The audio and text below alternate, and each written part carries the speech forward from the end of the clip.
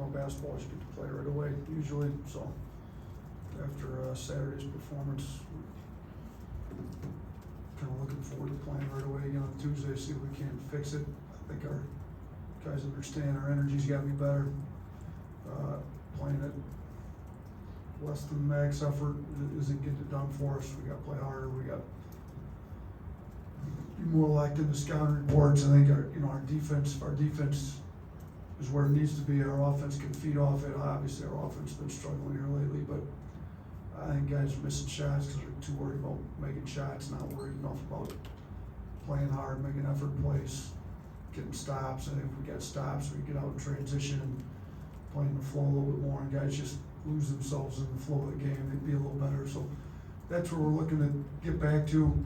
Obviously Vanderbilt's not an easy team to get back on the right path against. They're tough. They don't quit. We had them down 23 at their place. They came back, made it a really tight game late.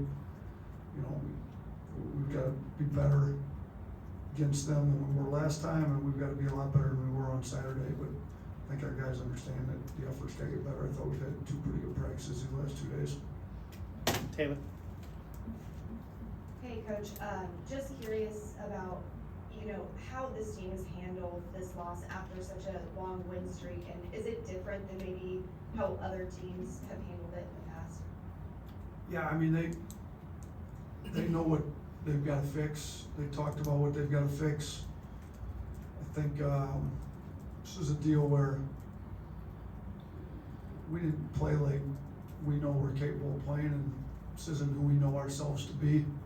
So let's get back to being who we want to be, who we think we are, who we've proven to be in the past. And I think, no reason to panic. I mean, it's basketball, it's 31 games. They shot well, but if we don't change things, things aren't going to change. We have to play harder. So I think they're going to respond well. I mean, we've had, the UConn game play right away, like almost no time in between. The Gonzaga one, we didn't. I thought this game was similar to Gonzaga, where we just didn't play hard enough. And the other team's offense really got going because we let them get going.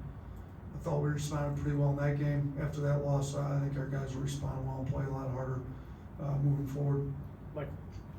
You don't want to lose by 24 points. But was this something that you didn't hate that happened to kind of mental reset this team before, conference play where it is?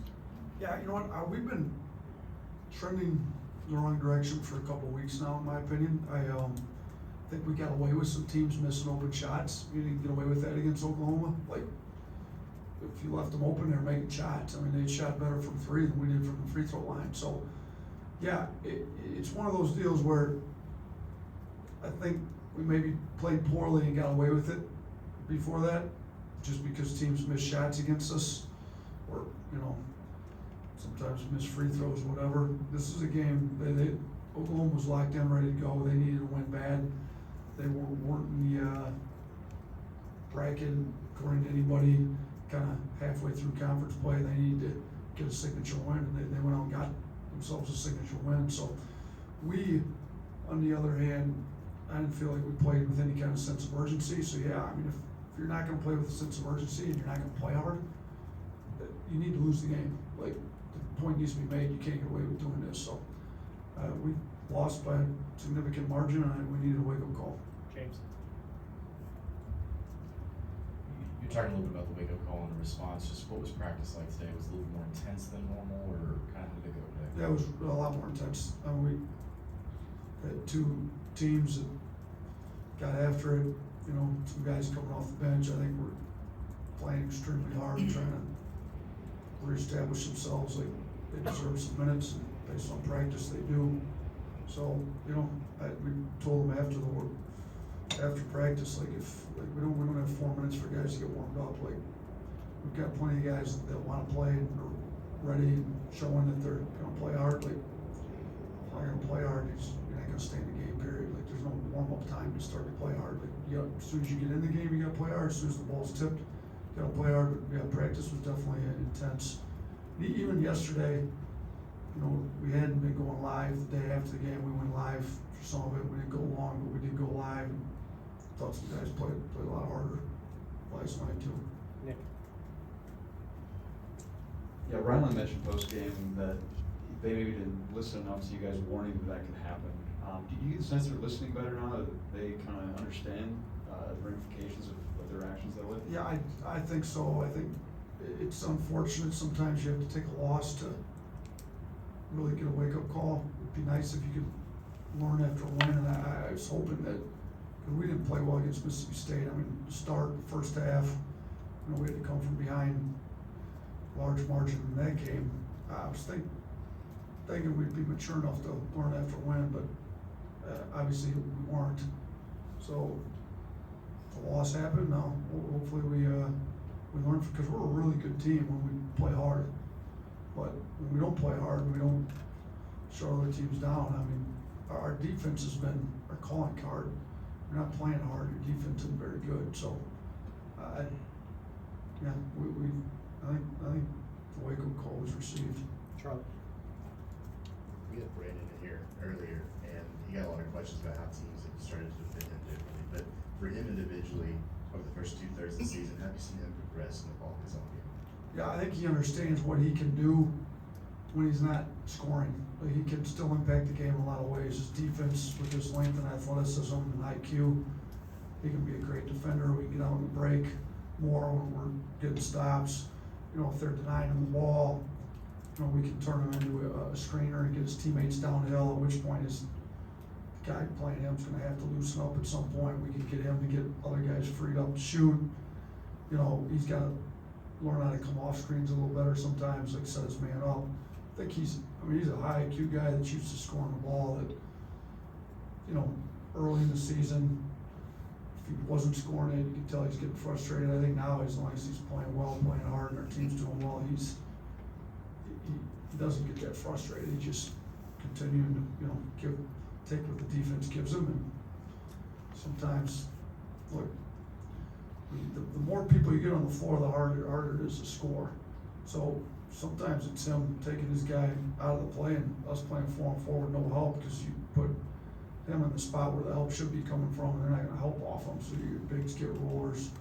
You know, at that point, I mean, it's college basketball, like, the other team at some point is gonna quit giving up layups and stuff, where, so this guy's gonna loosen up, and then we can get him free a little bit. I mean, you saw it against Arkansas, he was 0 for 0 in the first half. They did a great job.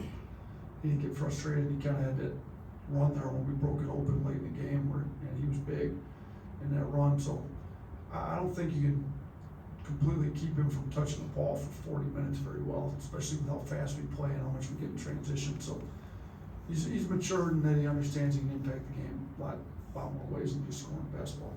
Awesome. Yeah, you mentioned, I think this has been kind of a 2-week period where your team's not been playing well. So what are the keys to kind of hitting the reset button and getting back to, you know, playing like one of the best teams in the country? Effort starts with our effort. It's gotta be max effort on every play. Starts with losing yourself in the game, not being concerned with whether you make or miss shots. Just be a lot more concerned with how hard you're playing, how blue collar you are, how are we shutting the other team down. You know, because if you look, it's not like turnovers have been a big issue. We've gotten those pretty much scored away. But I think just losing yourself in the game, playing hard again, not assuming anything, and then we gotta get our attacking, aggressive on the offensive end. Like, we've got some guys playing passive, in my opinion, because I think they're too worried about missing shots, turning it over. Like, we gotta play aggressive. Like, we gotta get our edge back on both sides of the ball. Thanks. Next to opponents, Vanderbilt, Charles, you played them before. What goes into a game plan for a team in terms of, okay, we're gonna carry this over from the last game versus we need to reassess how they performed since we last played them? Yeah, I mean, thought that the Mississippi State game 1 versus game 2, they made more improvements than we did. So Vanderbilt game 1, game 2, I'd like to see us be the team to make better adjustments, more improvements than Vandy, and I think a lot of that just has to do with, I mean, Vandy's a tough, physical, hard-nosed, and they take after their head coach. I mean, you watch Stack play, like, you back down from anybody. His teams don't back down from anybody either. Like, Melora Brown's one of the most tough, physical centers in the league. I know Robbins is out. They got him playing hard. I mean, they got a lot of hard playing guys. So it's gonna be a tough game for us. They never go away.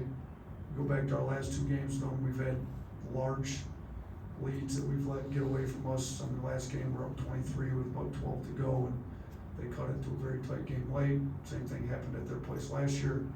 Same thing happened in the SEC tournament. We were up big, and they came all the way back and beat us by double digits. So that no matter what the score is, they're never going to quit playing, and we gotta keep playing hard. Like we can't assume we're going to get a lead, 'cause if we don't play hard, they're going to jump on us. B, if we do get a lead, we got to continue to play hard like it got us there. So I'd like to see improvements in that from game 1 to game 2. You know, every time we play a team for the second time. Has there been any reference to the 2021 team and kind of how this is a very similar situation, losing at Oklahoma in the SEC Big 12 Challenge, and then how that team was able to finish strong? Has that been something you've been talking about with this team? Yeah, in our team meeting yesterday, Quinlan brought that up because he was on that team, which was, you know, a great point to bring up, because we didn't get blown out at Oklahoma, but we did lose at Oklahoma. We thought we went through a little stretch there where we didn't play as good a basketball as we could. We took a loss in the Big 12 Challenge, which didn't affect the SEC play, and then kind of bounced back in SEC play. So Javon brought that up with the team, you know, but we got to get back to, it's not just going to happen, because that's the way it happens. Like, that team in 21 made it happen. Like, we took the loss, guys regrouped, we got to play harder, we got to change things. Like, things don't change unless you make them change. So, but that was definitely brought up. But Javon, who was on that team, is also on this team. Taylor. Big picture, just looking back at how this team has grown since August, maybe what's the biggest thing that you've noticed that maybe a general fan wouldn't see? Our defense is, when we're playing hard, our defense is more connected, better, we understand it. I think we've improved dramatically on the defensive end. I think overall, the group's got a lot more experience. They can, you know, weather some storms. You know, you go back to August, it was, I mean, we blew out all those teams on the foreign trip. So can we fight through in the adversity? We didn't really have any adversity in August, so I think we've shown we can. We've had adversity within a game, being down 15 to Houston, fought through it. You know, we've got some adversity right now that we've got to face, and just took a big loss, largest loss since we've been here. You know, can we bounce back and get our identity back? So I know we can. You know, remains to be seen whether we will, but I think we've learned that. You know, and it's hard to tell how tight knit the group is when things are going well. In August, it looked like we had great chemistry. I think everybody in the country feels like they have great chemistry in August. Go on a foreign trip, you win all 3 games by large margins. Everybody's playing minutes. And what's your chemistry look like after you lose by 24, after guys aren't playing as many minutes? And it's a lot easier to have great chemistry when you're winning, because, you know, you're not going to question the coaches that much when we won. You know, we lose, I should be playing more. If I had played more, you know, maybe we don't lose. Like, but I think this team hasn't done that. They've stayed together pretty well. So I think through adversity, through being tested, we see that we do have really good chemistry, to be honest with you. Awesome. Thanks, Coach. Thank you.